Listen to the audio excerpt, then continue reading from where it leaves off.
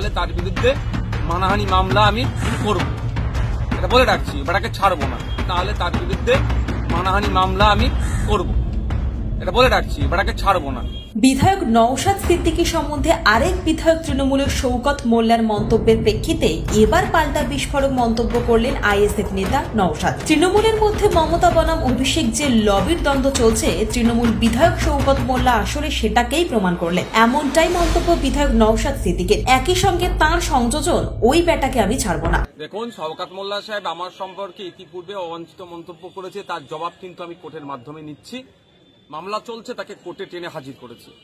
আবারও যদি এই ধরনের কোনো মন্তব্য করে থাকে, আমি ভিডিও আমার কাছে এসে পৌঁছায়নি, আমি দেখব, তাকে আবারও কোর্টে টেনে নিয়ে যাব। ওর অবাঞ্ছিত মন্তব্যের জবাব আমি অবাঞ্ছিত মন্তব্য করে দেব না।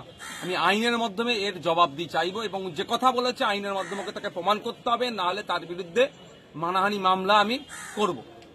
এটা বলে রাখছি, বেটাকে ছাড়বো না। আর যদি আমি অনৈতিক দেশবিরোধী কার্যকলাপের সাথে যুক্ত থাকি, আমাকে স্পিকার স্যার এখনো কেন অ্যাসেম্বলিতে অ্যাক্সেস দিচ্ছে, কেন আমাকে রেস্ট্রিকেট সেখানে করছে না, সেখান থেকে কেন আমাকে বহিষ্কার করছে না? তাহলে কি স্পিকার স্যারের কাজের উপরে সে আগুন তুলে দিচ্ছে শওকত সাহেব? না রাজ্যের মুখ্যমন্ত্রী তথা স্বরাষ্ট্রমন্ত্রী, পুলিশ মন্ত্রী কেন আমার বিরুদ্ধে ব্যবস্থা গ্রহণ করছে না?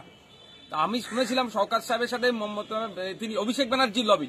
তাহলে এই যে মমতা ব্যানার্জি অভিষেক ব্যানার্জি একটা লবি চলছে শুনছি যেটা, তাহলে কি শওকত সাহেব এটা বকলমে প্রমাণ করাতে চাইছেন বা বলতে চাইছেন মুখ্যমন্ত্রী অপদার্থ, অপারক, তিনি দায়িত্বহীন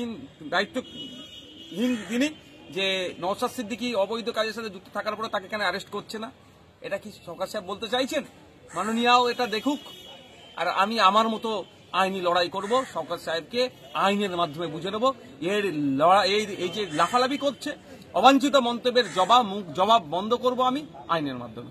ব্যুরো রিপোর্ট, আজ বাংলা।